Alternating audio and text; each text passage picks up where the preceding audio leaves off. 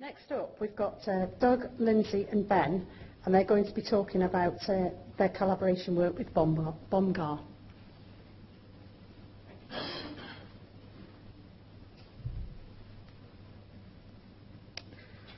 Hi there, everybody. For you, anybody that doesn't know me, I'm Doug Sharples, work at Bomgar, and I look after higher education across EMEA. To give you a bit of background, higher education has been a really successful market for us at Bomgar, and really actually it's thanks to a lot of the people that are in this room, so I'd like to sort of thank you all. Since this same conference last year, we've added 25 new UK universities, and we're really proud of that at Bomgar, and some very good names as well, not just here but in the US. And I've also been asked to mention that for the second year in a row now we've been ranked the #1 remote support solution in the enterprise market as well. So we're very proud of our customer base, not just in education but sort of further afield as well.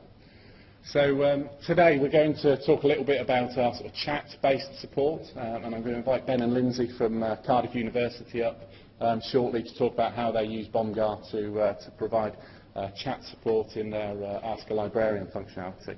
I'm just going to give you kind of a very quick overview of sort of why people are switching to chat support and the benefits of using it. So really, especially within education, it's a new method and a new way to reach support, and a quick and simple way as well. So gone are the days where you can be just on the telephone and only provide one support session, have one call running. With chat you can have multiple sessions running simultaneously and be providing support to multiple customers. It really will reduce the agent workload as well. So one of the things that we really promote is the use of canned messages to help you provide assistance and fixes very quickly, but at the same time trying to keep it personable as well. So you still have brief conversations explaining, welcome people into the session, but using our sort of canned scripts and canned messages to help them navigate to where they need to resolve their problems very quickly. Some of the figures that you'll see on there on the bottom are actually taken from a couple of our customers. So Yahoo, who we have a case study for on the table out there, and also Novell. These results have been pulled from their live environment and what they've seen and the benefits from using Bomgar for chat. And really, your demographics matter. So for yourselves who have to support young students, they're more inclined to utilise chat. I know I still class myself as a young person. Some people might say otherwise, but I much prefer to use a chat-based functionality rather than having to pick up the phone and talk to somebody. And these figures from MetricNet have been pulled, and they clearly show that younger people these days want to use chat, want to use that technology so they can multitask, they can still do what they're doing on their laptop and don't have to come up and speak to people face to face or pick up the telephone. So that's a very quick sort of introduction. I'm going to introduce Ben first, and then Lindsay will take over as well. At the end, if there's any questions, I'll be around, and Ben and Lindsay will as well. And well, thank you very much, Ben. Cheers, Doug. Hello, everybody. I just want to give a little bit of a background as to how we ended up solving a problem like chat.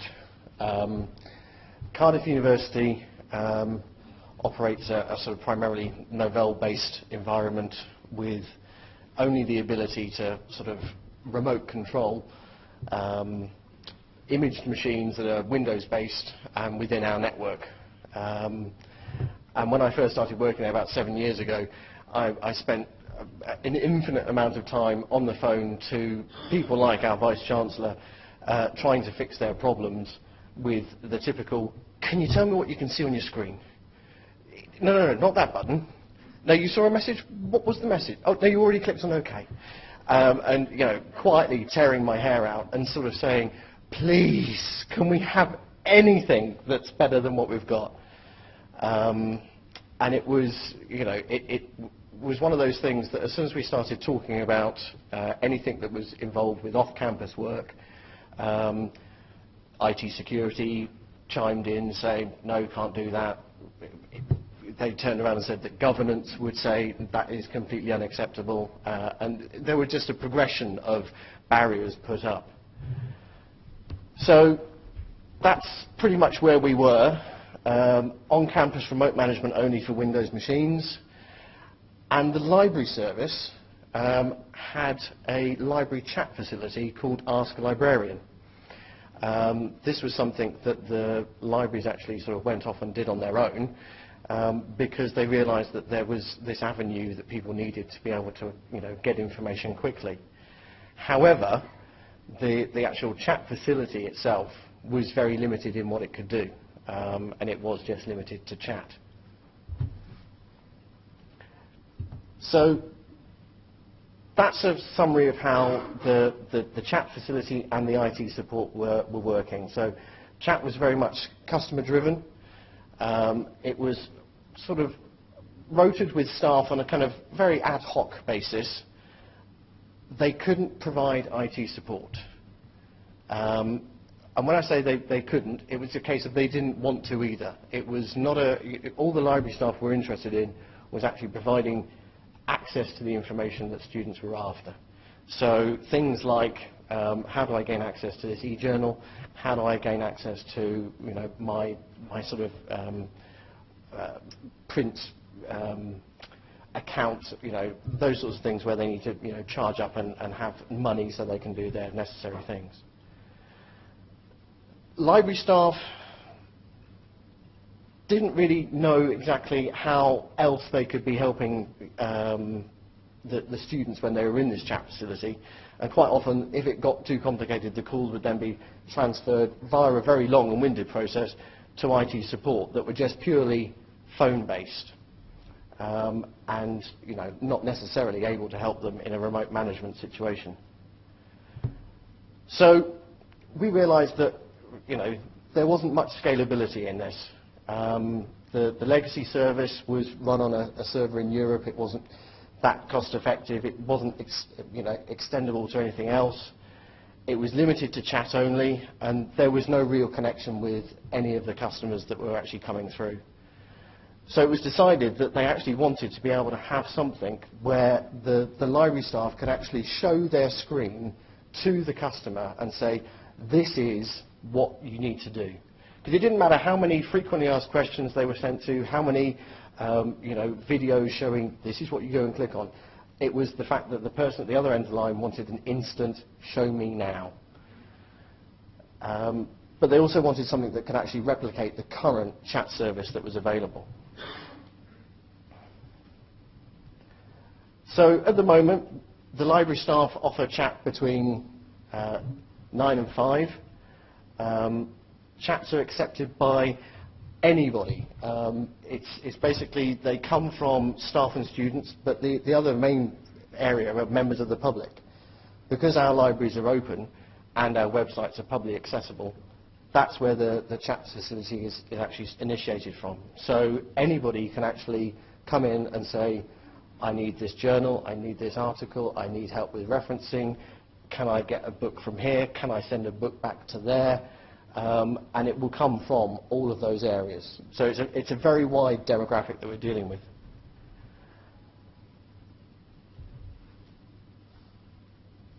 So, Cardiff University was about to have the library staff go off and actually buy their own product to fulfill their needs. And it was only by accident that it sort of came across my desk. And I was like, no, please don't go and do that just yet. It's brilliant that you want to do this, but you will have to go and understand these various concerns of the other departments.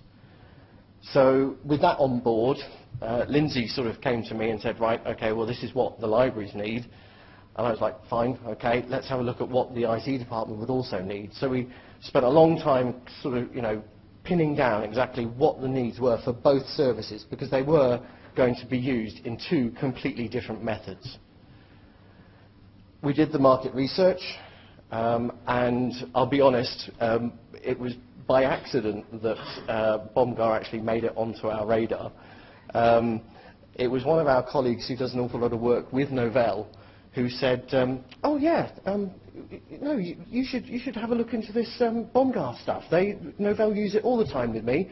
It's quick, and I just go here, and suddenly they're in my machine. So we actually sort of, added them into the mix, and there were things like Log Me In, WebEx, GoToMeeting, VNC. There were lots of people there that we were actually looking at sort of trialing. But we actually realised that not all of them were actually going to fulfil our needs. We had a very serious concern with security, and in part of that was the actual idea of auditing. Our current system has absolutely no method of actually taking anything that we do, storing it for proof of what was actually done on somebody's machine later on. So, audit was the order of the day. Governance were also absolutely keen that there were opportunities for the user at the other end to have robust terms and conditions. This is what we will do, this is what we will not do, and by doing it, this is what you're accepting liability for. So we had a look at the options. We ended up doing a pilot of 2 products. And then we went out to tender to actually make sure that those bits of information that we'd actually seen were actually what we could actually get. And at the end of the day, we were very, very impressed with how Bomgar had actually presented themselves and actually given us a more academic approach rather than just a sales pitch. So as I said, we chose it based on the 2 primary ones, which were governance and security. But having done the trial, we decided that usability was also a major consideration. If our staff couldn't use it, then there was absolutely no point in getting it. And the primary factor was it was going towards librarians as well, who weren't actually technically disposed to using this in the first place. So it was taken on board from both the IT department and the library department that the interface and the usability of it was in the favour of Bomgar. And the fact that, we've put value sort of, not right at the bottom, because it's never going to be like that, but the scalability. We've got, quite a resilient system set up that will be able to actually cope with not just the libraries using it, but also other departments. So we've got IT, libraries. We're probably going to, in the future, look at things like estates and other schools. So I think it's about this point that I hand over to Lindsay to talk to you about how the libraries did it. Thank you. So once we picked Bomgar, we were really pleased that it could do some of the things out of the box. So chat facility was already built in. We could do intelligent routing.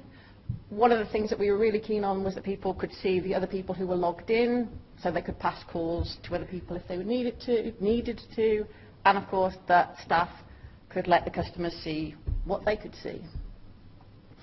So we started off by looking at kind of the variety of options that we had for actually setting chat up. We looked at that we might use issue submission, so obviously people can look down a drop-down list of what their problem is, send it to specific people. We could have a chat widget on our library pages, or we could have a button on the desktop that people double-click and it opens a chat.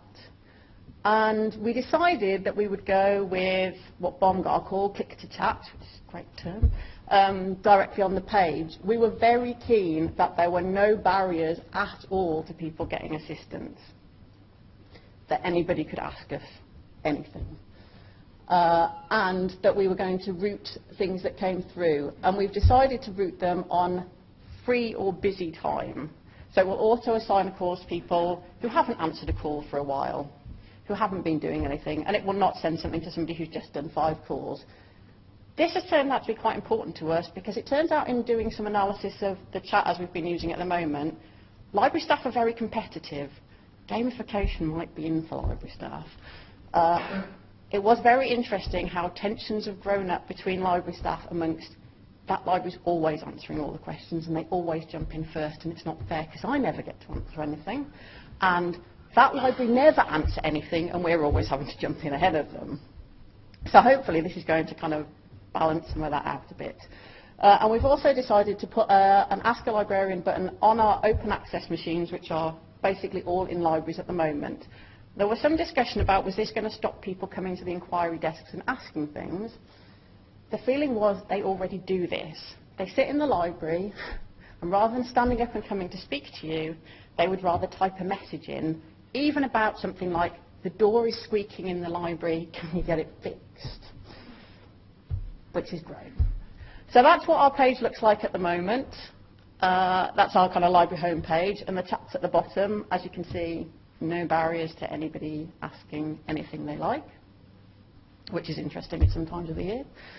And it's not just on our library homepage, it's also on our library catalogue, on our kind of Get Help page, on our internal portal, on our mobile app. We put it in as many places as we could think that somebody might have a question that they wanted to ask us. And they do come in from all the different places that we have got the chat widget available. So the benefits as far as we're concerned, the audit trail, it gives the peace of mind to all the parties who are involved, both the customer and the staff and the management and governance and IT security, who wrote me like 8 scenarios of what could go wrong and had I got a policy that covered all of those scenarios. It gives us stats on chat topics so that we can review them all and look at, our web page is not giving enough information. Do we need to do a new video that explains how to do something? The library staff were very concerned when we were looking at buying something that we were going to buy something that they could do remote management with. And they were quite terrified about the thought that they might accidentally remote manage somebody's machine and wipe them completely. Being able to reassure the library staff that they can only do remote screen sharing and IT staff can do remote management totally reassured them. We've promised them they cannot possibly wipe anybody's machine, thankfully. And it's given us much greater team integration on chat sessions. Our current system, if you need to pass a call on to somebody else because you don't know the answer or it's from another library, you pass that on, you leave the chat. With Bomgar, you can remain in the chat if you want to, so we can upskill senior library assistants to learn more about referencing or how EndNote works or what happens in another library that they don't necessarily know something about. So it's going to be a great training aid for us. So that's where we are now, our first kind of stages with Bomgar. The next stages, and some of the more terrifying things, IT chat for the service desk. That's going to be an interesting one. Embassy access for third parties, as Bomgar call it, but basically vendor access through Bomgar so that you can see everything that they are doing when they make changes on your servers or whatever. So that's all recorded. Using Bomgar for change management, so again, anything that internal staff do on our servers, all recorded through Bomgar, so we've got record of everything that's done. Putting jump clients out to all our managed university machines so that they'll be quicker to access. Rolling out the Bomgar button, the Ask a Librarian button, as we're going to have it on the open access machines to all image machines in the university, and having library and IT chat on there, and eventually service desk integration. And that's it. Any questions? You better all come back up.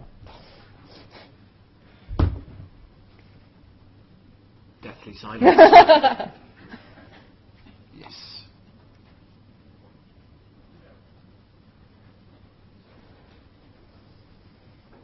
I'm going to stick to the new notes. Leave Nemo alone. Yeah, I'll ask the question that I've tweeted. Okay. You said you're going to set up an Ask IT sort of button. Yeah. Is there a thought that you might have a sort of, or is there sort of perhaps some route in the future where you have an Ask the Expert button, and you then get some sort of automatic routing to a suitable cluster of experts? Yeah, that's, I think, kind of, we wanted to try out how the just sending it all directly through one set of people work to start off with. And we are having some discussions about when we get to the kind of library IT chat buttons, are we going to have two, keep it completely separate? Are we going to have one and then kind of make people go through a drop-down list to send them to the right way? It would certainly make some sense to think about having things in the library, for example, like EndNote support, sending people directly to those, that kind of expert thing. So that's certainly a kind of conversation like for the future as we go along. But you can put people in Bomgar in teams and with their skills attached to them, so it's easy to route people to those people with the skill sets. I mean, one of the nightmares that we've often had is having too many things in a drop-down menu to choose. Because as soon as you start going down, what is your particular query or whatever, suddenly everybody will have an opinion on it. Everybody will say, well, no, I think I should be in there because, no, I often get, and you suddenly, what would originally start out as maybe 5 things that you could then sort of pass off to somebody else, will then potentially become this kind of, drop-down list that you then have to scroll down through 100 things. And it goes back to what Lindsay was originally saying about, in the original chat facility, they wanted the least amount of barriers to people going in to a chat session as possible. But no, I totally take on your point. I think automation would then sort of help if you have sort of chat experts with their expertise, and then definitely. So if Bomgar develop that, I'll take the commission. Do I get the commission?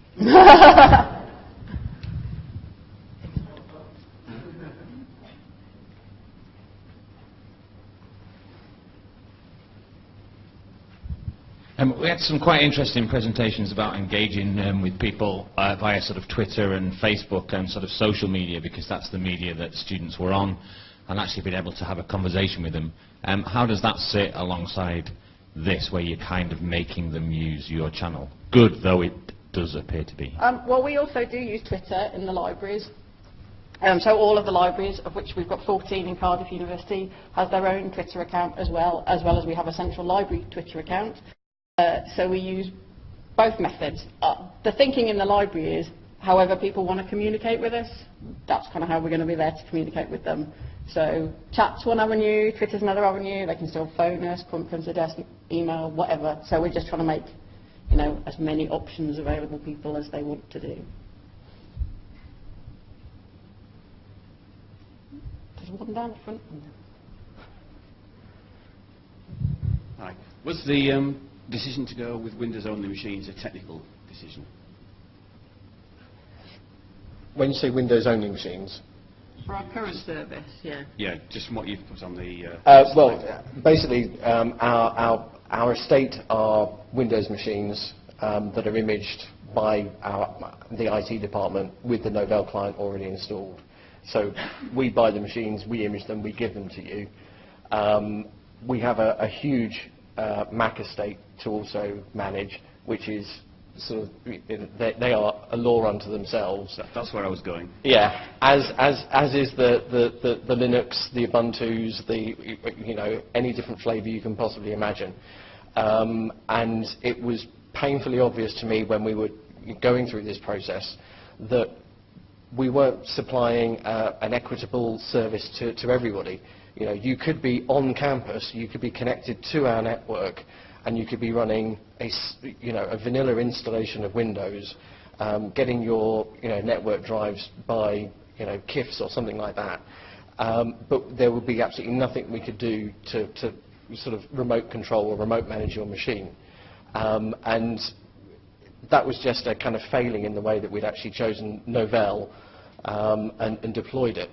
And it was, when we were going through the sort of tendering process, a very high importance was placed on what platforms do you support and how easy is it to get to that platform for the user.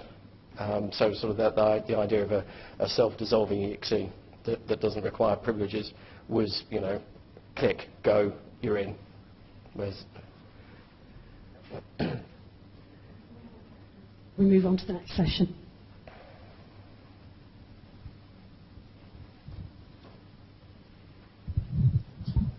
Hi, Miles Teacher and Sheffield Hallam. One of the claims for chat seems to be that one of the big organisational benefits is volume management, because you can have concurrent call handling, and you mentioned when we were talking earlier that you've got people who can handle 6 calls at a time. So that's one of the reasons why we're interested in it and talking to Bomgar as well. But I was wondering what you thought of that as an objective, and whether you're seeing any benefits like that, and if possibly you had any thoughts around whether there's actually a tipping point when it becomes cost effective, when it's being used for that purpose. Yeah, certainly we are seeing people library staff who are very capable of multitasking, so 3 to 6 chats at a time for those who are really kind of keen. And to give you an idea of the number of chats we've been dealing with, in May, so during our exam period, we did well over 1,000 calls in the month. This month, so we're 3 days into July, term is finished, we've been doing 30 calls a day when term's out. So people are now, they were at the beginning very nervous about that kind of multi-chat kind of thing, because it's nothing they've done before, but they've got better at it as time goes on, and it's easier, I think, to manage multiple calls. You need to focus on it as the only thing that you're doing, but because the calls are all of different depths, different difficulties, and the people take different amounts of time to get back to you, it is something that I think you can manage quite well. The library were never really interested in it as a kind of staff saving time or efficiency kind of thing. They just wanted to be able to answer the most things that they could, really, that anybody would ask them. So I don't think we really looked at it in a kind of staff saving kind of thing. I think we've answered more calls that way than we could ever have done face to face or on the phone or email. So, and it's interesting, I think, to us, the variety of questions that we get that I don't think we really see face to face or on the phone anymore.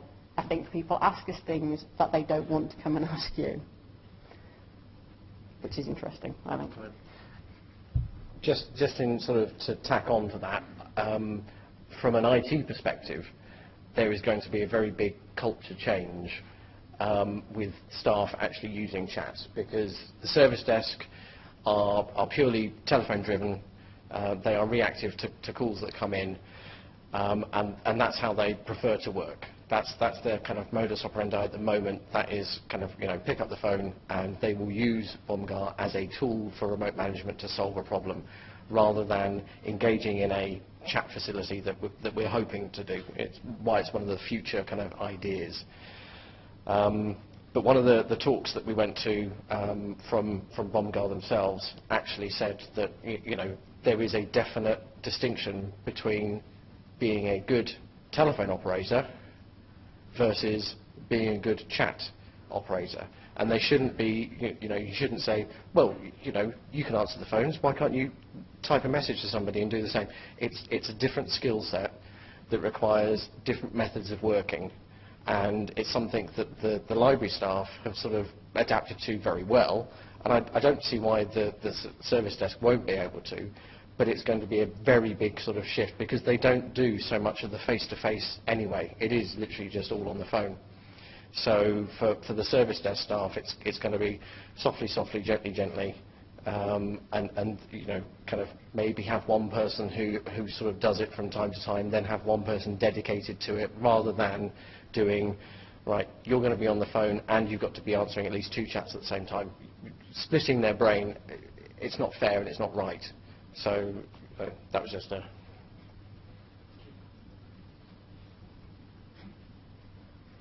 Thanks then to Doug, Lindsay and Ben for that.